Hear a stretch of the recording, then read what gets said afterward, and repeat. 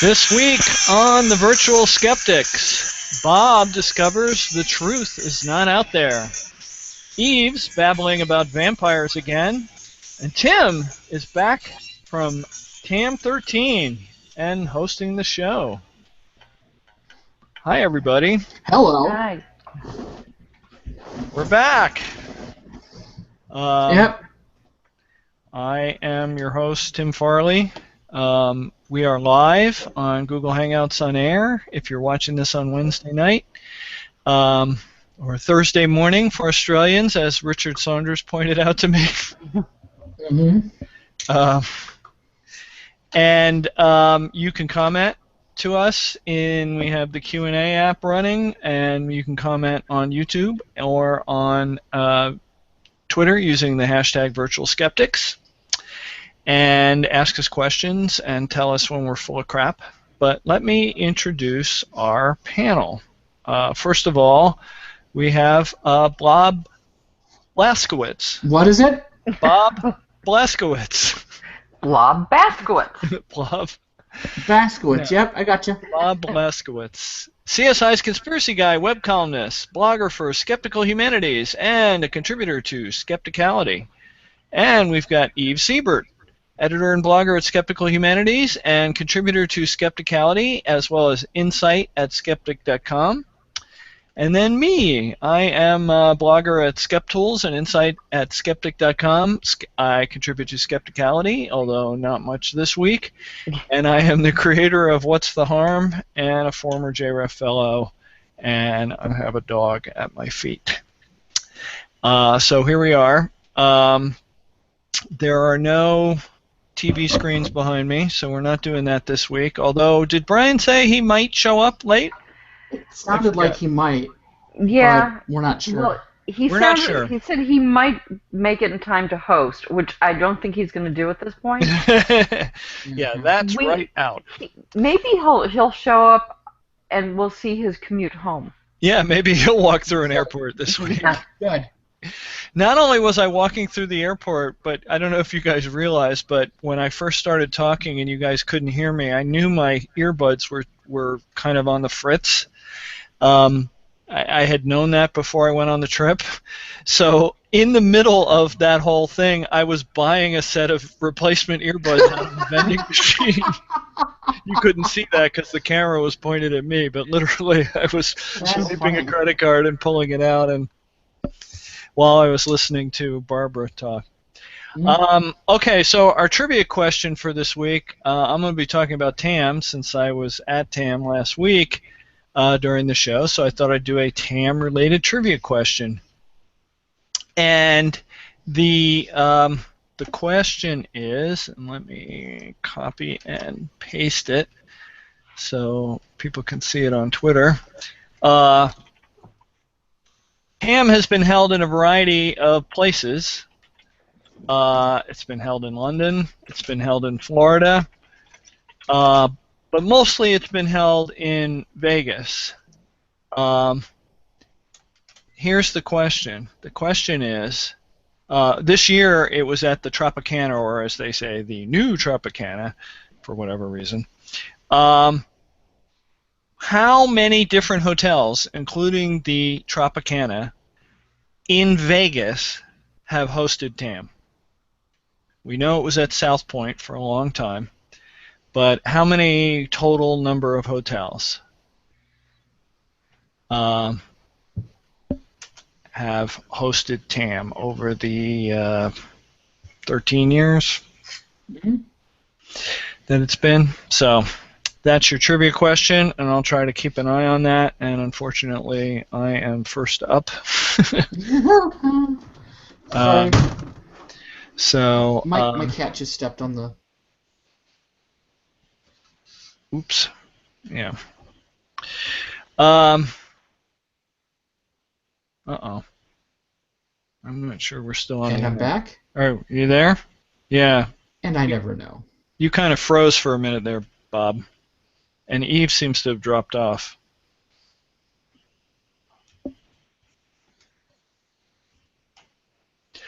Okay, I'm going to start talking. I am going to talk about TAM on the assumption that we're still on the air. It says live. Hello. Yeah. Can you hear me? Yeah, we are on the air. Yes, I can hear you, Bob. Okay.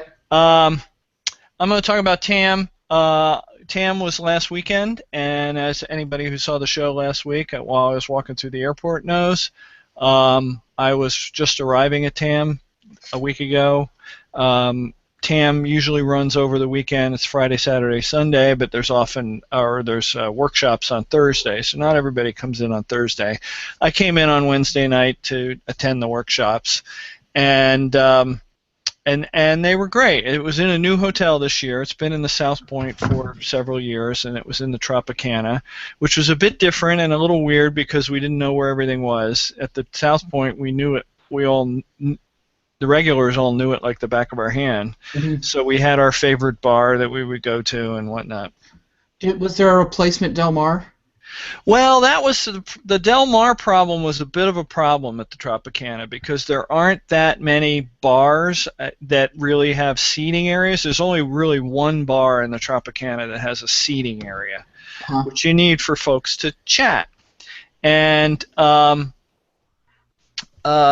so the problem with that bar was it had a stage and a live band.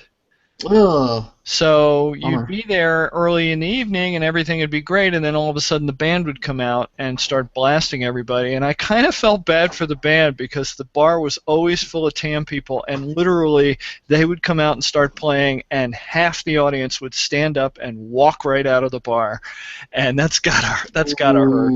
Yeah. There had been some effort since it was on the Strip. It was literally right on the corner where New York, MGM Grand, and the Excalibur is on the other corner. So there's lots of other stuff within walking distance, and folks had kind of scoped out what bars were across the street. And I guess nobody ever found a bar that everybody was happy with, so there was no consensus on that. So we kind of stuck with the troublesome band bar, and then kind of worked around it by just sort of moving to other areas when the band came out, and it didn't work that great. So that was a downside. And then what happened was after we realized, a couple days into the event, the organizers realized that this was happening. So they had a bunch of meeting rooms, and the Tropicana is pretty well set up to do cash bars. They literally have like a bar set up on wheels.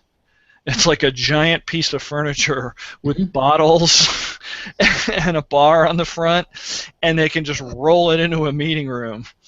And so they rolled one of those into one of the rooms that was being used for workshops during the day. And one night after, I think it was Saturday night, after everything else was done, so they didn't want to draw people away from programming. After all the programming was done at 11, they set that up in one of the workshop rooms, and they called it Del Mar 2.0. And the clever thing they did, and I got to give credit, I don't know whose idea this was, but they had people tweet photos of fun at the Del Mar, and somebody loaded them all up into a computer and had them running on the projector in the room. So there were all these pictures of the old Del Mar. And what I heard from, I think, Jeff Wagg was that apparently there's renovations or something going on at South Point, which might be why they weren't at South Point. The old Del Mar may be gone at this point. I thought someone had tweeted a picture of it being there. They went back. I saw a picture of somebody going there and seeing it. Okay. Yeah. Well, maybe that was baloney. Or maybe it's something that's going to happen and hasn't happened yet. So anyway, it was basically the same setup of TAM, Thursday night workshops, programming starting on Friday morning. I've got some pictures on the slide deck that I will go through. This is one advantage to me being the host, is I can operate this if I can figure out how a mouse works. As I was flying out, I was doing the crossword in the Delta Sky magazine, and I noticed that 61 across, the clue was flim flam, which I thought was really appropriate while flying to Tam. And then I was joking that 62 across might have something to do with Richard Saunders, but it actually didn't. Was something supposed to come up? Because I'm not seeing anything. Yeah, me either. Oh, you're not seeing it? No. What are you seeing? Black? We're seeing the Virtual Skeptics logo. Oh, I'm seeing black. Yeah. Okay. How's that? You seeing it now? It says Virtual Skeptics is presenting to everyone, which is just filthy. But otherwise, it's okay. black. Let me try this. And now it's no longer presenting. How's that? Nope. Okay. I still just see the Virtual Skeptics logo. This is going to be a giant pain in the ass. Yeah. Oh, man. You could illustrate it through interpretive dance. That would be great. This is, after all, a visual medium, so. Let's try this. Bring it over here. Maybe it's just having trouble with the fact that you're seeing that. No. If that is nothing. You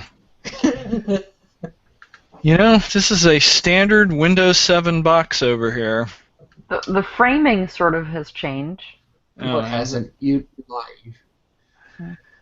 Oh, God. I do not know what to do here. The terrorists have won. They have won.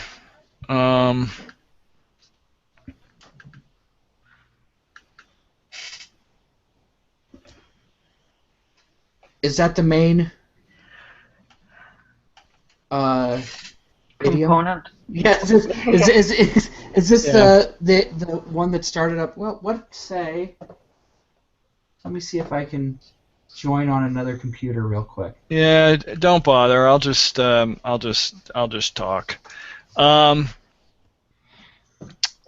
I don't know what happened. It's weird that the logo worked perfectly fine. That abnormal, indeed. Even though I have no idea. Sorry, folks. Google changes this plugin. I reinstalled the plugin from scratch, literally right before we came on the air. But they've already updated it? I guess. Something. It's weird. I don't really want to reboot that computer because it's running the thing. But anyway, it was very well attended on the workshop days. I had a couple of pictures of the workshops, and the rooms were just packed, particularly for certain workshops that were very popular.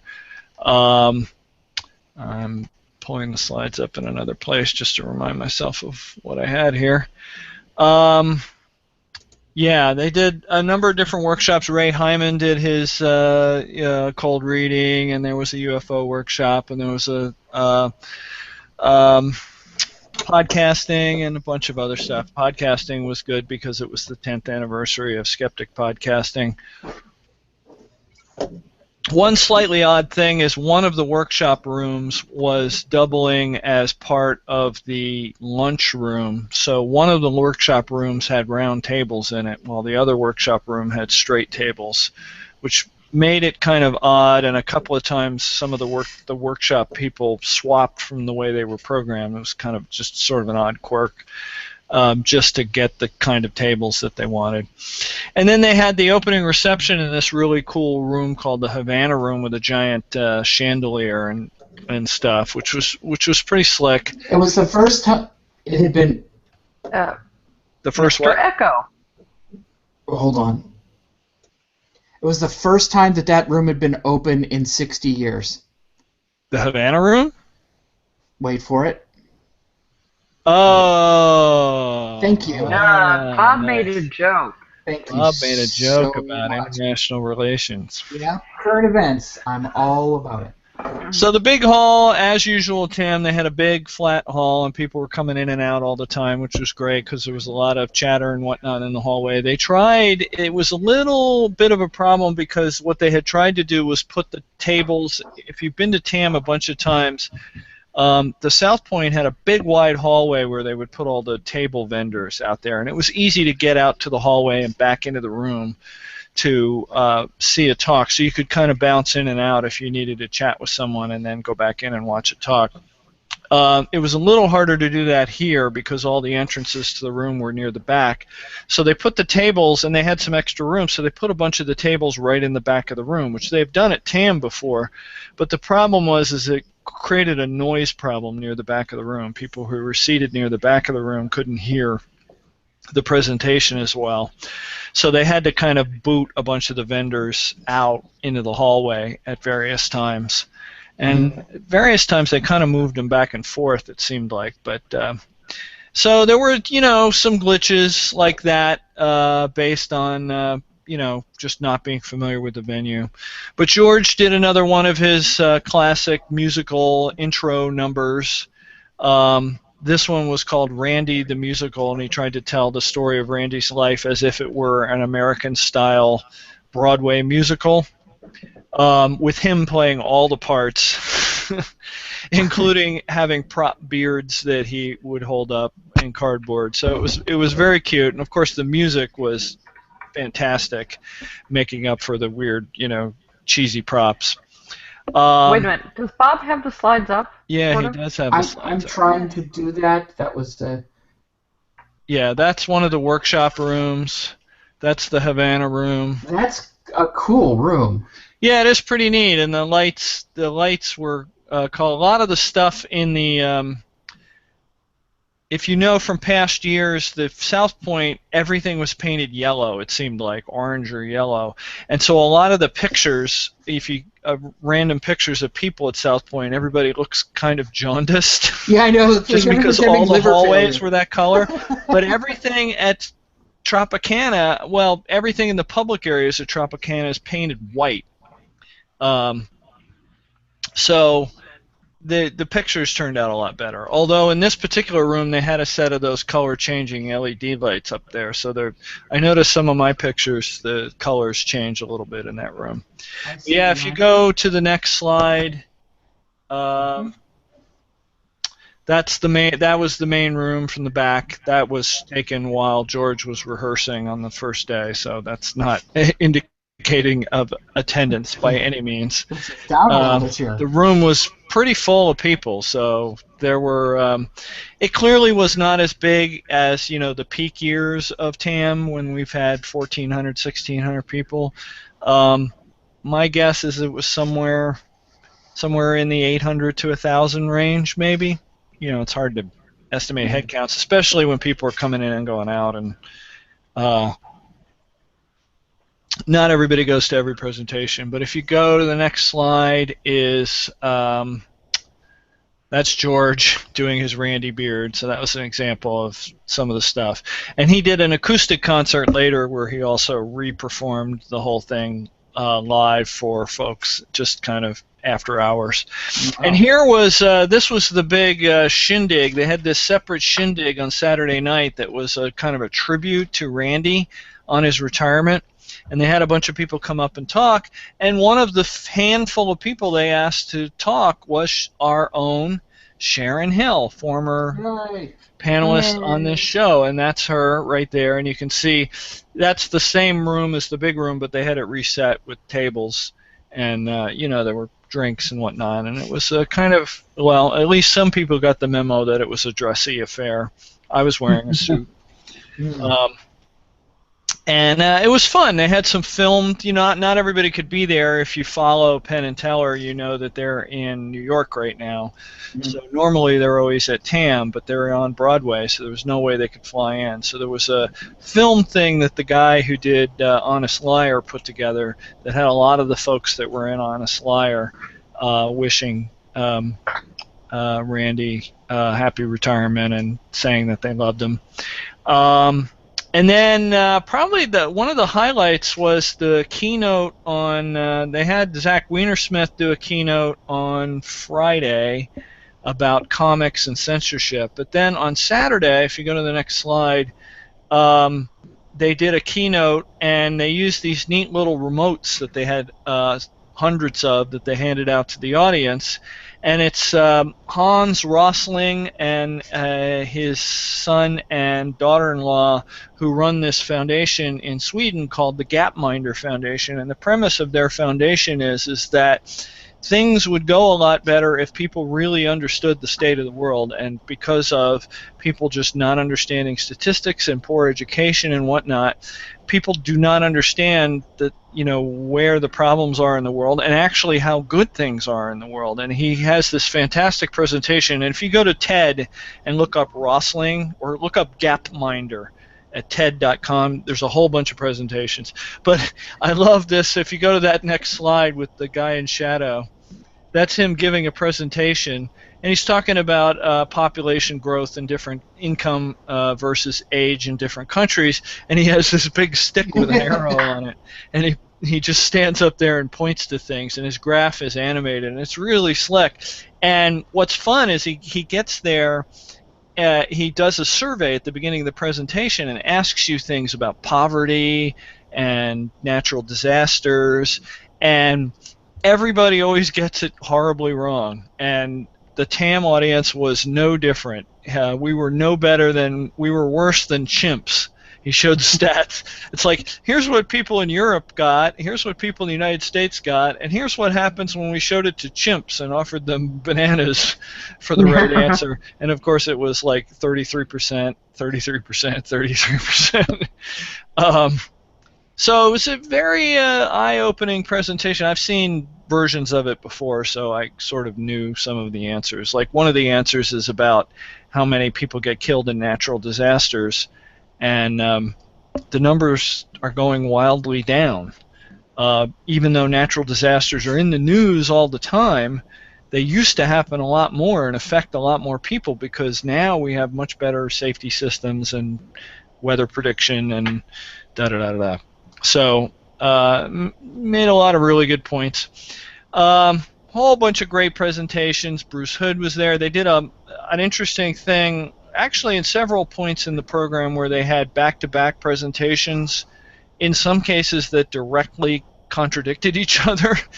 There was two about sort of the nature of science and falsifiability and whatnot, one by Jim Baggett, who's a UK science writer, and one by Massimo... Oh, no, that was Tanner Edis. And essentially, they were making kind of opposite points.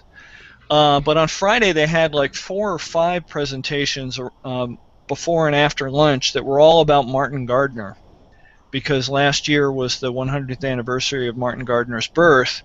So they decided, and Martin Gardner was good friends with Randy, and a big skeptic. So Randy decided that he wanted to have a whole. So they had Martin Gardner's son, and Simon Singh talked about how much Martin Gardner influenced his writing, and it was cool. It was a lot of neat stuff.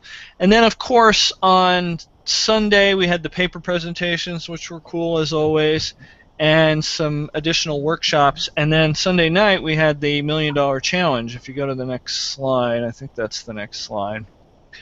And this year was a little bit different. They couldn't get any of the paranormal claimants to a testable state.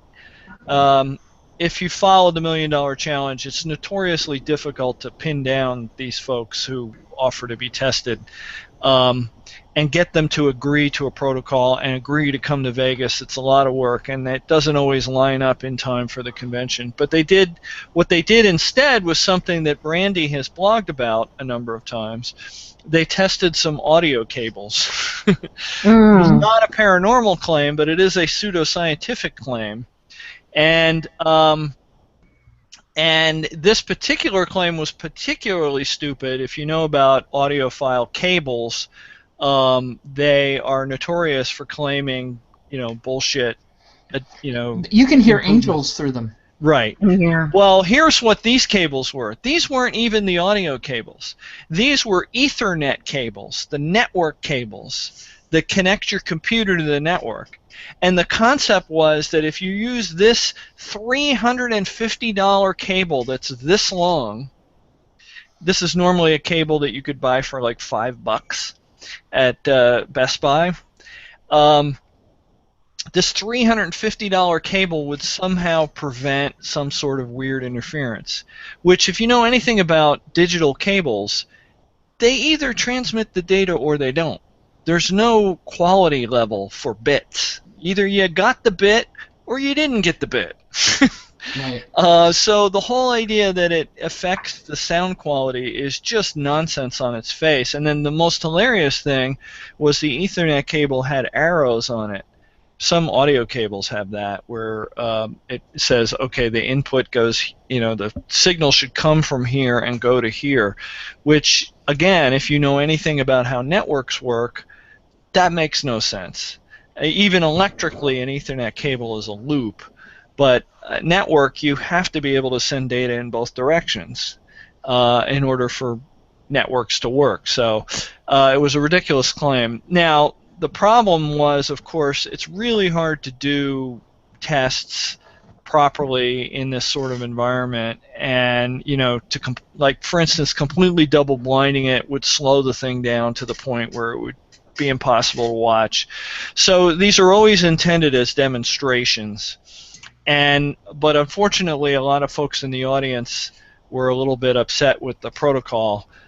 For instance, the folks who were participating, they had like 20 folks lined up, and they only got about 6 or 7 in before enough had failed that there was no way it was going to win. But they could see the prior results, and people in the audience during the Q&A were arguing, well, that distorts because fundamentally you're asking them to make a judgment call. Right. They're listening to a recording over a set of headphones, and then you say, okay, you listen to it on both cables, and then pick a random cable and try to match it to which one. And so it failed the test, but of course audiophiles and even some people in the audience are going to argue about it for years probably.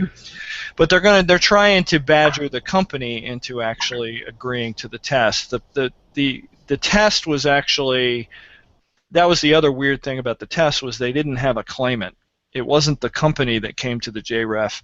It was a technical website called Ars Technica that agrees that these cables are nonsense and wanted to test them, and reached out to the JREF because the JREF knows how to run these tests. So the guy from Ars Technica explained the technology and was actually running the test. He was behind the curtain in that picture. So anyway, enough of that. I've got a few pictures of various personalities. If you go, there's Richard Saunders Vegemite. shortly after he interviewed me. If you go to the next one. How did he smuggle that into the country? Yeah, I don't know. He had Tim Tams and musk sticks and all the normal stuff. Here's George. Tim Tams are nice, though. Yeah. Here's George with Susan Gerbic and George with me. 2 different glasses. Yes, George is very stylish with the glasses and the suits and the ties. Always stylish, that George. There's me with Ray Hyman. Miles above him. Yes, I have that problem with all these folks because they're all shorter than me. Especially the next one, which is Randy. You're even crouching a little. With George. He's kneeling and crouching. Yeah, Randy, not a tall guy, really. Yeah. But so it was fun. It was a lot of the, there were some of the regular folks were there. Not all the folks that you would see at a classic TAM, but a lot of folks who haven't been to TAM in a while came to come to Randy's going away, retirement party. And a lot of great presentations and fun stuff. Fun was had by all. Very cool. Who had the runaway success talk this time around? That's a good question. I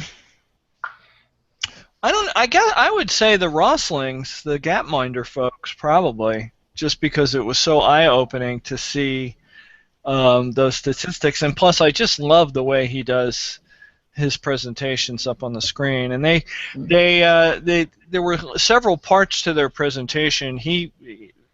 Hans comes out and beats you over the head with how little you know about the world. And then his kids come out, kids, they're adults, but they all work at the foundation together, and talk about what they're trying to do to educate the public. And one of the things they're trying to do is they're sending people out and having them take pictures of people's homes.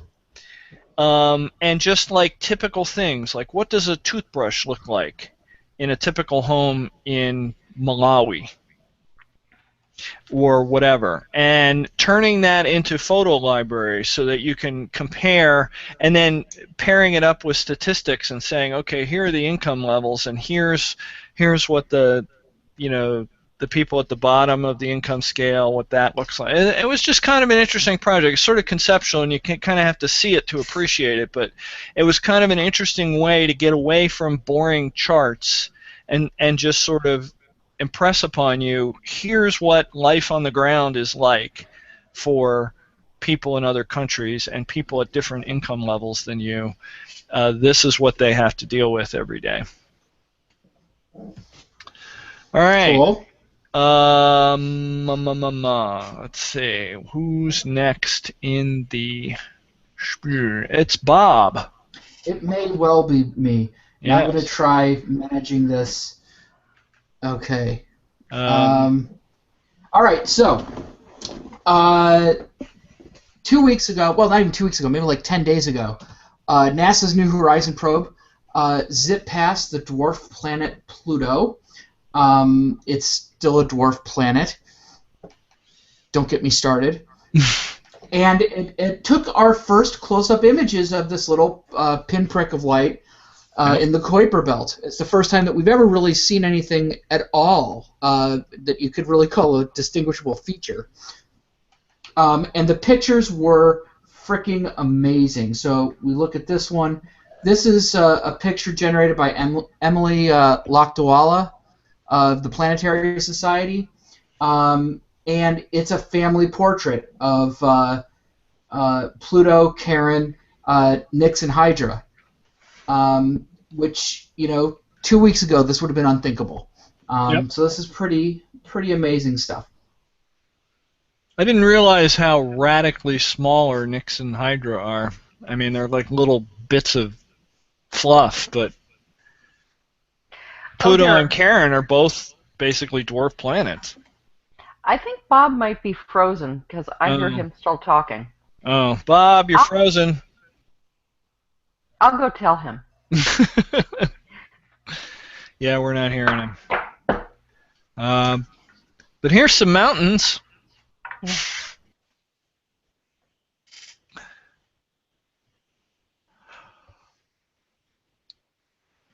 One of the things that's interesting about this whole thing is how these pictures have been dribbling out very, very slowly because of the way the probe has to download them. In fact, there's going to be like 16 months, I think. You back, Bob? Yeah. I am back. Oh, yes, you're right. There's going to be a long period of downloading data for this. So. Okay, so go on.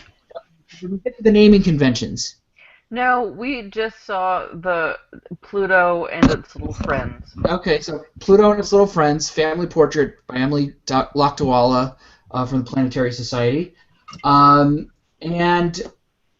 we're seeing all sorts of things that scientists just hadn't really anticipated. And so you can see up there, well, first I want to talk about, these weren't actually named. They didn't go there and find out what their names were. They're using some naming conventions that are kind of whimsical. So, for instance, you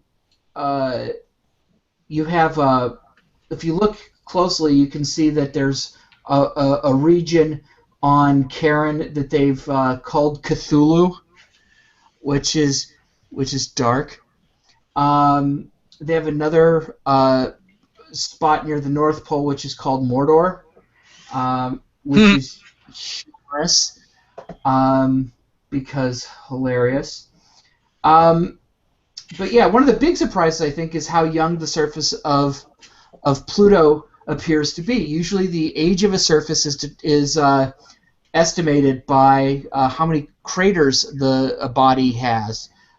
So the Earth, what with being geologically active, and as well as having an atmosphere that's having weather and weathering, it's constantly being resurfaced and changing. The Moon, on the other hand, looks like it had smallpox as a teenager. Um, so the dark regions on the Moon are comparatively young.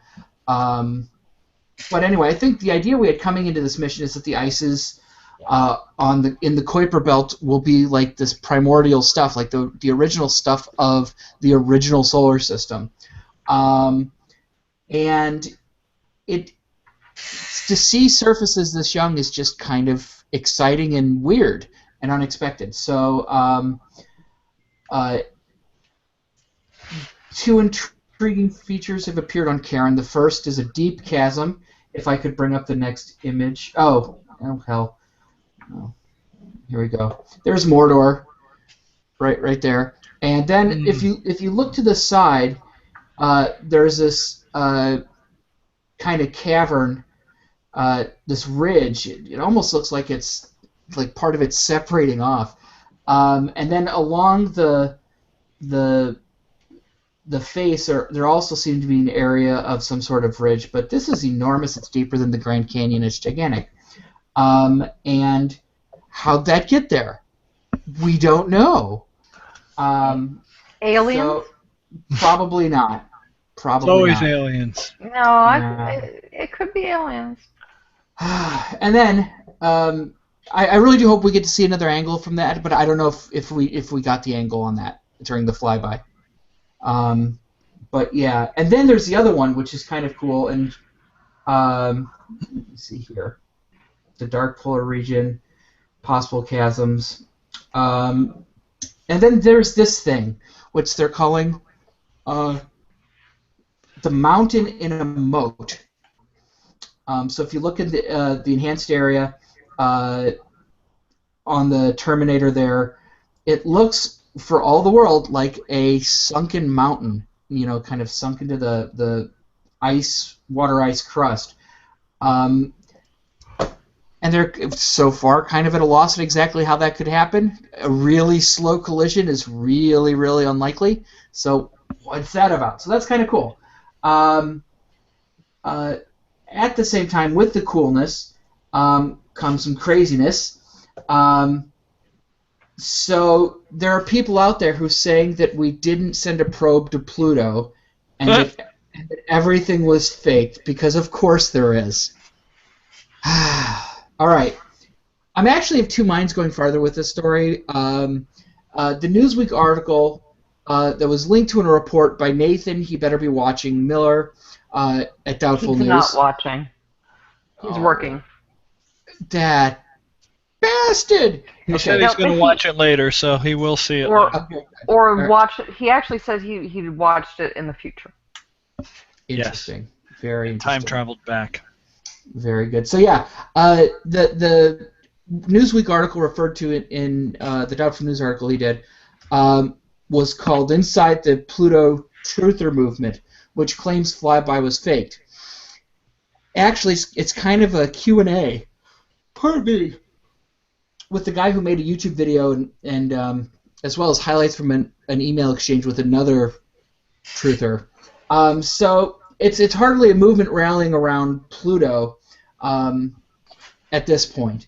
Both of these people, it seems to me, generally disbelieve anything that comes from NASA, and they both link it to larger government conspiracies. So what we're seeing is like kind of a radical suspicion of government here.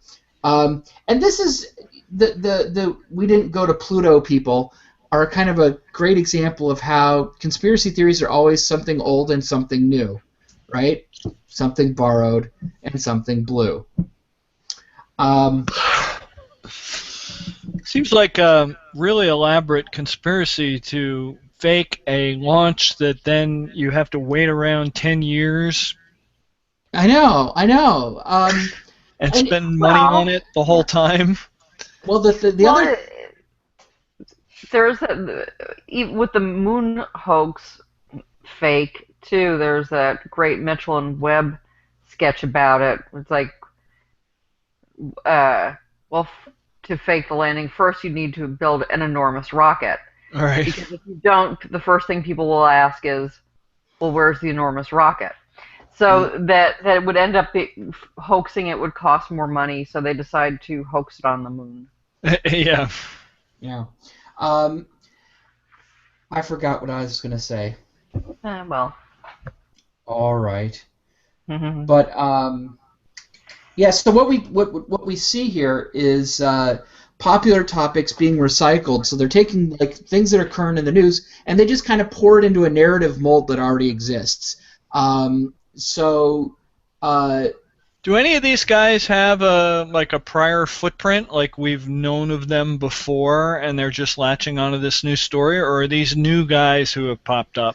These Because I people have always been wonder doing this whether. for a while. These people have been doing this for a while. Okay, because I always wonder when I see somebody reporting, "Oh look, they're Pluto truthers." It's like, yeah, are you sure he's not just trolling you? No, this guy seems pretty hardcore. Okay. His name is Crow777. And he goes farther than most people do. He made a video that was highlighted by uh, Gizmodo and Newsweek, subsequently Newsweek.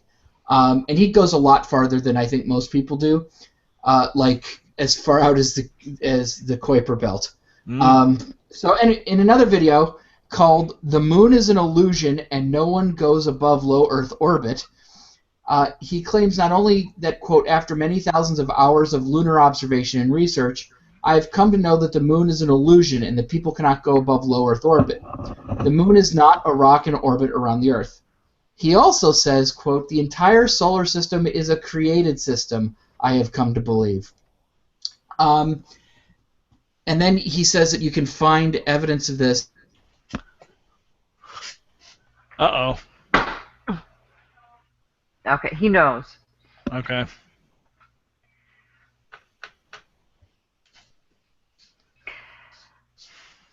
These technical difficulties are brought to you by Google. Yeah. Comcast, actually. Oh, Comcast. So, I'm wondering, I assume there are also people who, like, as with anytime there's a new picture of Mars, find a new freaking pyramid or something on it. Pyramid or a Bigfoot. Yeah, so I assume people are also having pareidolia with Pluto as well. And that's how I discovered the woman in me.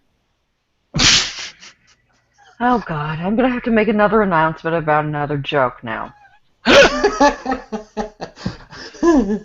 Okay, so he says that the entire solar system was a created system, and that you can see it if you just look at all of art history and religious history. Every reference to the moon reveals this somehow. So okay. basically, David Icke, the ball is now in your court. Yeah. So, and what I can see from this is that he films the moon constantly through his telescope for hundreds of hours. And in that time, as best I can tell, he's witnessed kind of the atmospheric effects, birds flying in front of the moon, technical glitches in his computer or in his camera, vibrations from the ground magnified in the eyepiece, Yep. other anomalies, and he pushes those perceived the implications he perceives to the extreme. So basically saying the solar system is fake. And he gets a lot of the science from it's weird. He has this like weird technical knowledge of telescopes, but at the same time, no way of applying them knowledgeably. Applying that knowledge in a useful way. It's kind of strange. So he talks about like image stacking as a way of enhancing images that are fairly dim and not static. So like if you have an image on top of an image on top of an image on top of an image, and you take like the average of all those you can get a really sharp picture of Jupiter. And he knows this, but it's almost like he's repeating it without understanding it. Yeah. I see him almost he the obsessiveness with which he does this moon filming suggests to me that he's farther towards the crazy end, you know. But it's hard to say. Maybe he's just really likes the moon, which is a hologram. Yeah. It's not a balloon. With Nazis. Yeah. Well, it's not a hologram, and it's like he has all these things. Like I had 3 people, contact me anonymously and confirm exactly everything that I thought. Okay. But they wouldn't give me their names. Of course not. It's like, well, wow. So, and Was one of them named Marvin? Yeah. Well, I didn't look at the one about Mars. When will the truth about Mars come out? I just there's only so much of that you can look at. But you see birds flying across, and he's like UFO. And you're like, maybe not. Well, that it's 2/3 correct. Yes, true. True. The O. Yeah, pretty much. So yeah, it's a the other thing is that when Newsweek was discussing this, he seemed to have gotten a boost, I'm guessing, from Gizmodo, and that wasn't mentioned as part of the reason he's getting so many views is because people are paying attention to him.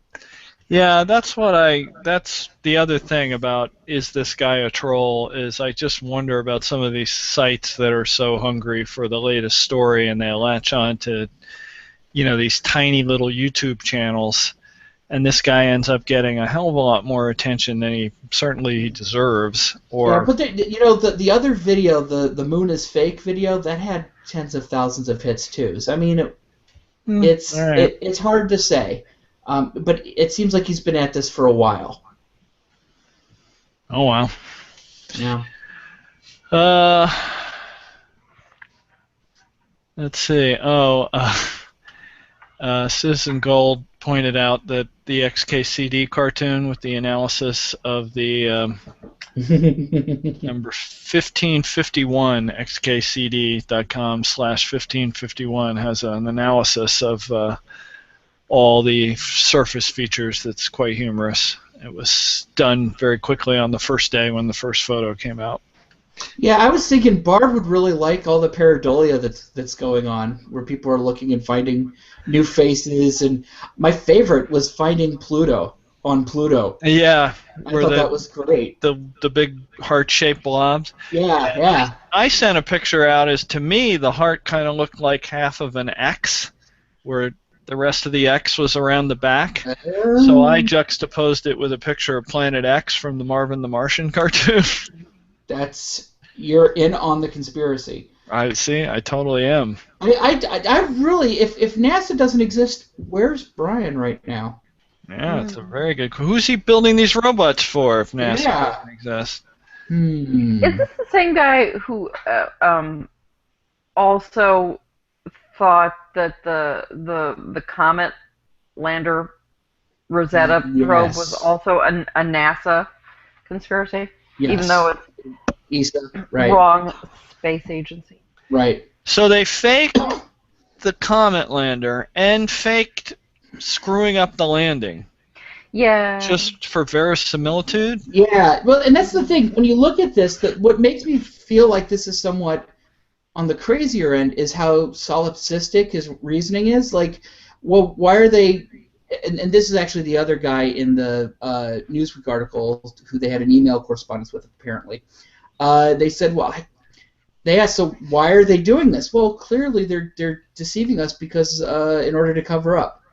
And you're just like... Okay. Yeah, it was very circular. He suggested That's not that unusual with fringe theories. Well, I was thinking of some paranoid schizophrenics, and I was watching their YouTube channels, which are fascinating. But there was one in particular who said that she was being stalked by everybody. So she attached the emotion of relevance, personal relevance to her, to every person that she saw walking down the street. They all were paying attention to her. And why? To let her know that she was being stalked. And it seemed to be a similar type of reasoning, self-contained. And now the other thing is like, well, they're just swindling the money, and this is the excuse that they give, so we don't ask questions. Huh. So. Wow. But yeah. All those NASA guys are at the beach, and then this is just the show to explain where the money went. Well, that'll teach them to do the sequester. All right. Yeah. But very awesome pictures of Pluto. We now know what it looks like. That's amazing. Yeah, and there's new ones almost every day at this point, right? And I guess there will be for quite some time as the stuff slowly. Somebody told me they only have it's only 4 kilobits per second or something like that. Really? Yeah, because it's so far away. Well, you have to transmit the data slowly in order to be able to discern it. Really? Yeah. The signal's so weak, it's hard to do high-speed data when you're sending it so far. Oh, okay. So I always kind of wondered, so why can't we see video of the flyby? Yeah. Clearly they could put a video camera on and then send that back, but yeah. Of course, there's this many hours that the transmission takes to get to Earth, but also I was reading that simply the spacecraft was just too busy during the flyby to do anything other than run the cameras. I think Bob's frozen again. So we will go to Eve, who's going to tell us about vampires again, because she's obsessed. Yeah, unfortunately, my slide's not that important. So when is a vampire not a vampire? There are many answers to this question. Earlier today, Nathan Miller answered when it's in a book by Stephanie Meyer, which is a good answer. Always is another good answer, that there never any vampires. But the answer I was looking for in this situation is when it's just a dead guy buried funny. A few days ago on Doubtful News, because I was afraid we might not all individually mention Sharon. So I saw this on Doubtful News, a link to a Forbes.com article called "Not All Strange Burials Are Vampires or Zombies" by biological anthropologist Christina Kilgrove. And the URL provides a slightly longer title, which is "Not All Strange Burials Are Vampires or Zombies, Archaeologists Warn."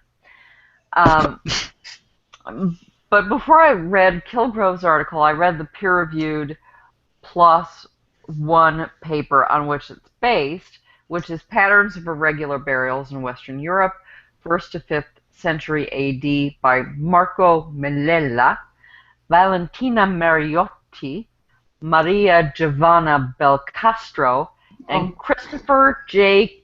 Knuzel. 3 of these things belong together. Yeah. Or Dr. Knuzel. After I read the article by Malella et al., I was somewhat puzzled by the Forbes headline, because the authors don't use the words vampire or zombies.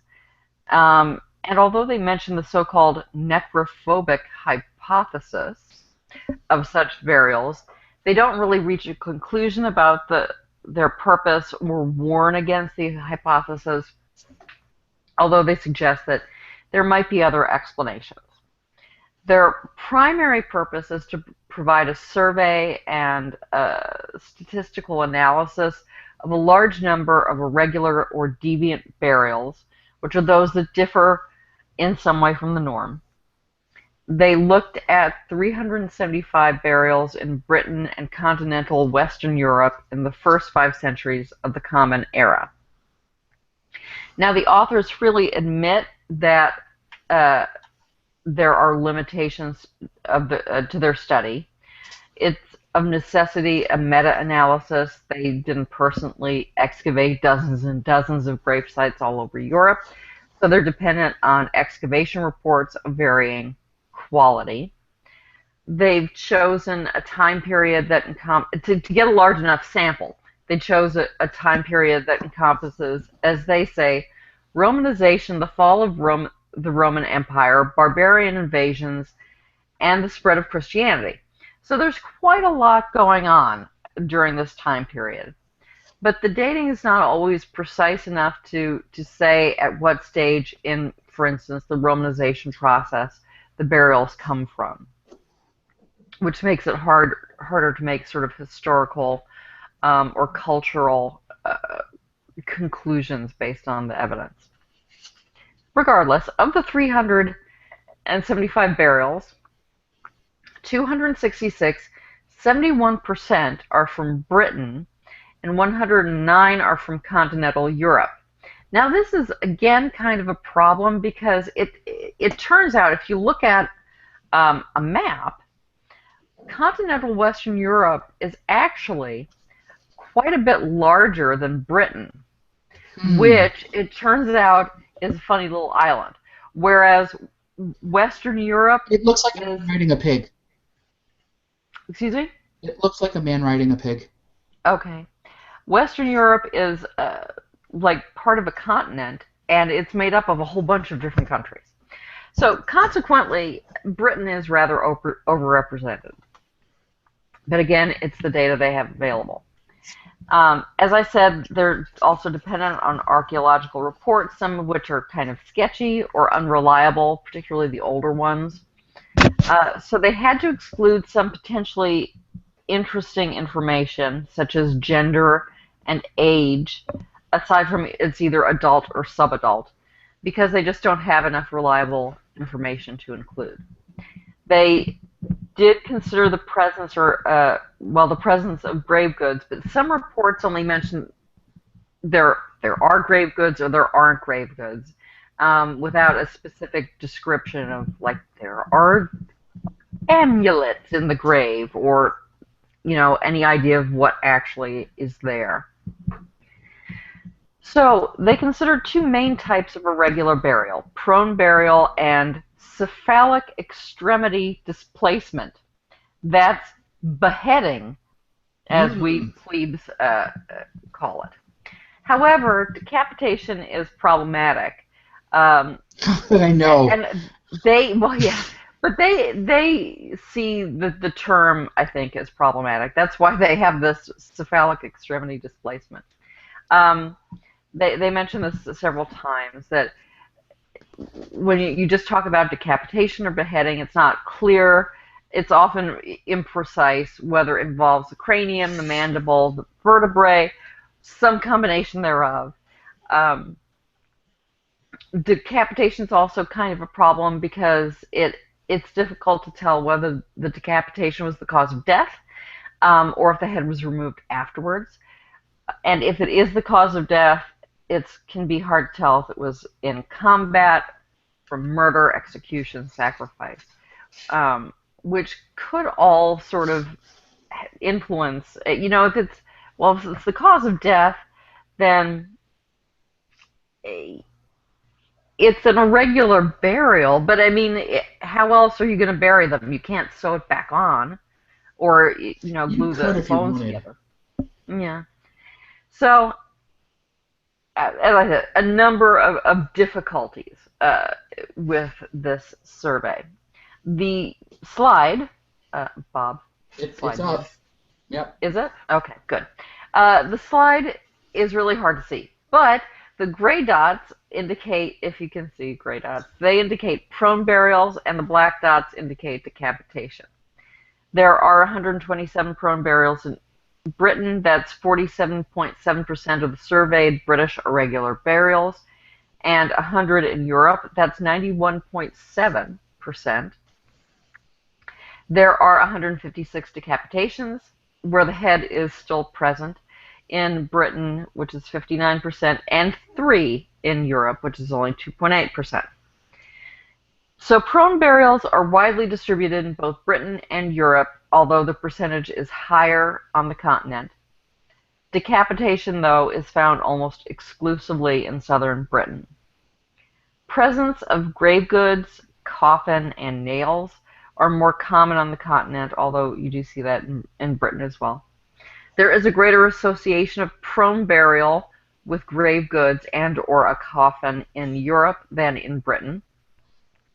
And in Britain, there's a greater association between decapitation and grave goods and or coffins than there is with prone burial. In Britain's 6.9% of the burials are both prone and decapitated. So, what does all this mean? Well, it's hard to say. More data are needed, and Malala et al. Believe that complicated social processes are involved. Are the bodies vampires? Well, no, obviously they're not. Were they suspected of being potentially dangerous after death? Well, we don't know. Maybe some of them were, maybe some of them aren't. Maybe there are more complicated things going on. The association of a regular burial with coffins and or grave goods may lead away from the interpretation of the idea that it was from fear or to keep the dead from coming back, because coffins and grave goods suggest care for the dead. The authors say of decapitation in Britain, for instance, quote, "It is possible, however, that the meaning of this practice was rather complex and variable, representing not only aggressive or denigratory acts, but also in specific instances more positive or respectful attitudes and beliefs, and perhaps a sequence of events that included both emotive responses." Oh, wait, I have a question. What was the purpose of this study if the error bars are so vast? I mean, it's just like it's anywhere between the 0th century and the 5th, you know. We have it looks like the data is skewed really heavily towards the UK, and a certain part of the UK. I'd like, what could you possibly get out of this that would be useful? Well, there are certain associations that they can see, certain patterns. They're looking for patterns, and again, it's preliminary. They're hoping for to more information can be gathered, more precision and specificity in the way reports are done, archaeological reports, so that they can get better data. But certainly you can see prone burials is common throughout. I mean, I could have said that, you know, that prone burials are common and it's uncertain and these are complex burial things without having to look at all the research. You know what I mean? Like. So what you're saying is you're lazy, Bob, and you just. What I'm saying is I knew this. Teach me something, Eve. Come on. How did you know this? Did you know I've that seen a lot of Time Team. There aren't that many prone burials. Did you know that there were very, very few decapitation burials in continental Europe? No, you didn't. And again, the associations with, you know, they sometimes are buried with coffins or in coffins, and sometimes buried with grave goods and so on. Right. So what I was going to say, as regard to the quote I just read, respect and affection can mingle with fear. It's not like it's a dichotomy. There has to be one or the other. They cite a book on Anglo-Saxon deviant burials by Andrew Reynolds, which I've read, although presumably Anglo-Saxon burials aren't included. Although you get the very beginning of the Anglo-Saxon period is within their time frame. But anyway, but he discusses some female burials that are comparatively high status and irregular. They're well furnished, and sometimes very well furnished compared to what's around them. and they include amulets suggesting the women may have been what are known as cunning women, which is basically herbalists or witches. But they're also prone, or they're covered with stones or something, which suggests that they were respected in life, and still, in some ways, respected or perhaps feared in death. So, again, the two aren't necessarily in opposition. But getting back to the Forbes article, it's a good summary of Malala et al., actually, as you would expect from a biological anthropologist, which the author is. But the headline does seem out of place. Malala and his colleagues don't draw any specific conclusions. They're not really warning about calling these bodies vampires.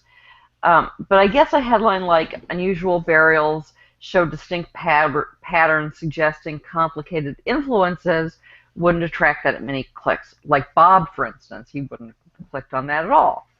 I already know that. Kilgrove begins by talking about headlines that have gotten clicks. She mentions a Live Science article about zombie burials in Greece and a CNN story about a vampire burial in Poland. But, she says, some archaeologists are questioning whether these types of graves, when viewed within the context of centuries of burial in Western Europe, are really all that strange, unquote. So I think the point that she's making is that headlines about zombies and vampires grab the attention, but to anthropologists and archaeologists, that it's an oversimplification of a regular burial and not really the most important issue. She quotes bioarchaeologist Leslie Gregorica, who says deviant or irregular burials often capture our attention because of the unusual or even shocking ways the bodies in the past have been treated, but the more important questions lie in what meaning can be tied to such treatment and how this meaning is grounded in particular social and historical contexts, unquote. However, to make her point about how clickbaity headlines about vampires and zombies oversimplify an interesting issue, she uses a clickbaity headline about vampires and zombies. Woohoo! Yep. Gotta have the clickbait. Yep. Everything's clickbait now. Mm-hmm. Except Bob. Your mother. He's frozen. Am I frozen? No, I'm just... Bob, you seem to be shrinking down to an increasingly small corner of your picture. Uh-oh. Is this better? Right. He's huge. Huge! All right. We have some questions over here. Mm-hmm. I don't know what that one's about. Something about schizophrenia.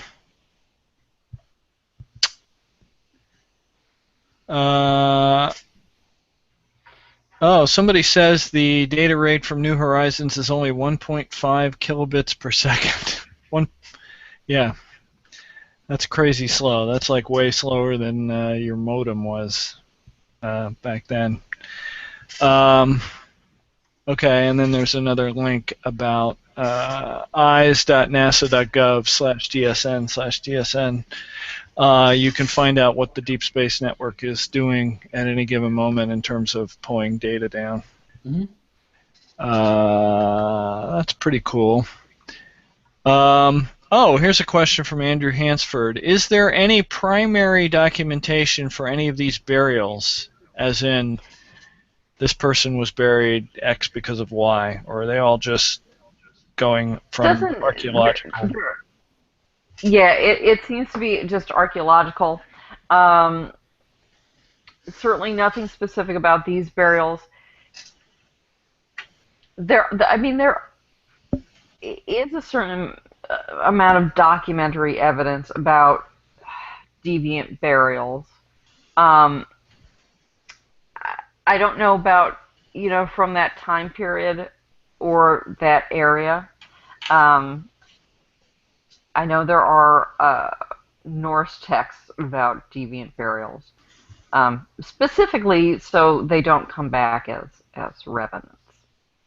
Yep. It's very vampire-y. Um, but I don't know, what the Scandinavian archaeological record is like on that. Um, Hmm. so, All right. Um, all right. Clearing off some questions here. I guess we're about done, so it's time to wrap up the trivia question while everybody gets their book ready. We got a bunch of guesses on the trivia question, but I didn't see anyone get it right. Somebody guessed 3, someone guessed 4, someone guessed 5. The actual correct answer of number of TAM hotels is 6, believe it or not. I was going to guess 42 because the answer usually is 42. Yeah, if they keep going at this rate, they will have been in all the hotels. No. Yeah, it started at the very first TAM was in Florida. Wasn't in Vegas at all. But the first one in Vegas was at the Tuscany. Then at Stardust for 2 years, which is no longer there. It was blown up. The Riviera for TAM 5, which we were noticing that an amazing number of people, TAM 5 was their first TAM. It was my first TAM. It was Brian Dunning's first TAM. It was the Skeptic Guide to the Universes. All those guys, that was the first TAM that they went to. A lot of the other podcasters showed up at that TAM. That was an interesting group of people that was at that TAM. Anyway, Flamingo, South Point for 7 through 12, and then Tropicana. So 1, 2, 3, 4, 5, 6 different hotels. 2 of which have been demolished or are about to be demolished. So that's the answer to that. And do we have any announcements? No? Nothing going on? No, there's a new Skepticality, but none of us saw it. Yeah. Oh, yeah. I think I'm in it very briefly in the intro. Derek and I and Susan do the intro. I haven't listened to it yet. I am also in the Skeptic Zone podcast this week, so lots of podcasty goodness if you want to listen. And let's do book time, I guess. Who wants to go first? I'll go. Okay. His original name was Frank Fink. He'd been born on the East Coast in New York, and in 1941, he'd been drafted into the Army of the United States of America right after the collapse of Russia. After the Japs had taken Hawaii, he'd been sent to the West Coast. When the war ended, there he was on the Japanese side of the settlement line, and here he was today, 15 years later. Eve? A fourth type of Middle Anglo-Saxon cemetery has, unlike the other 3, not been defined before. Excavated examples have variously been interpreted as execution cemeteries or battlefield cemeteries.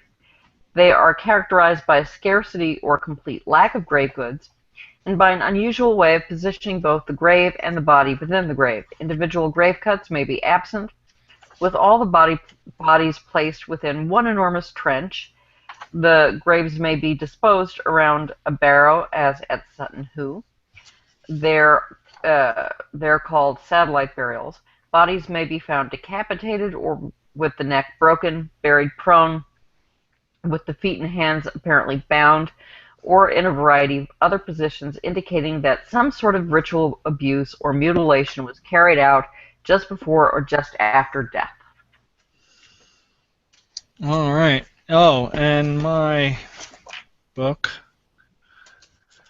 In 1956, Martin Gardner wrote about flexagons in his very first mathematical games column in Scientific American, to the delight of amateur and professional mathematicians and puzzle lovers around the world.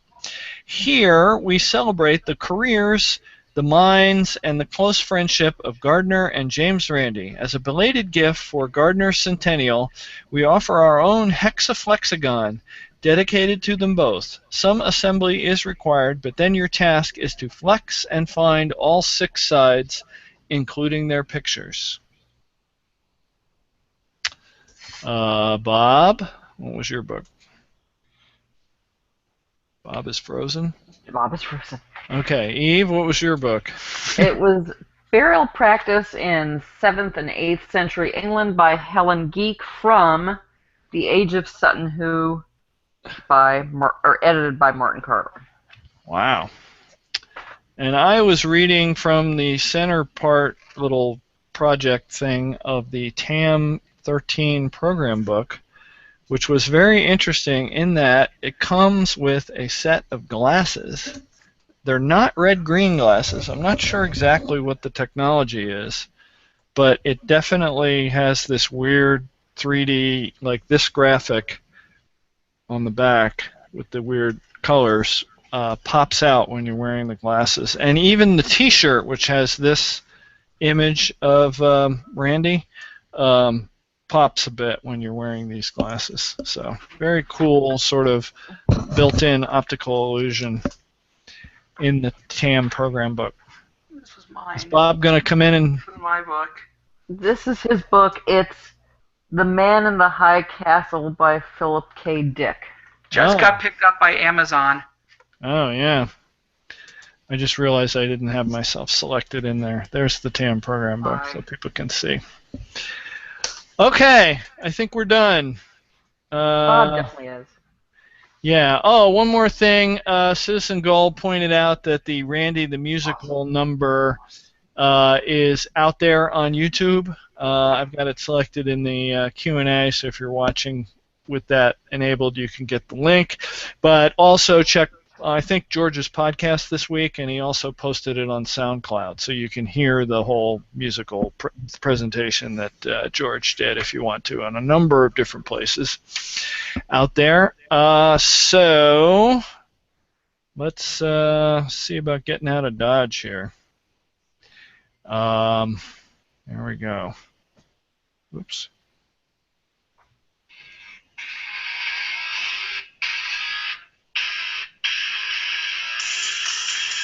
The Virtual Skeptics is an independent production of what'stheharm.net, Skeptical Humanities, Brian Gregory, ICBS Everywhere, and Doubtful News. Our logo was designed by Sarah Mayhew at sarahmayhew.com, and our theme music is by Musicant and is used with permission.